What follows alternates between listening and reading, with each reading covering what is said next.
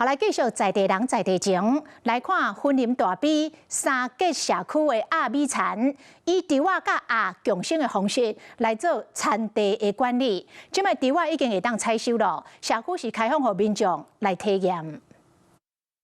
一陣鴨的純田水，這是大埤三結社區今年最新打造的阿米田，採用佇稻田內飼好鴨、鬥食蟲甲雜草，重現古法，嘛推廣永續理念。伊有幾啊種講法啦，野煎鬥嘛會使，就有人會趕鴨去田的食遐個金寶類啦，食遐一寡雜草啊啥。不過雖然有鴨鬥三工，不過捕田採收這個工課依然都要靠人工。社區經過設計了後，嘛開放給民眾來體驗。7月中，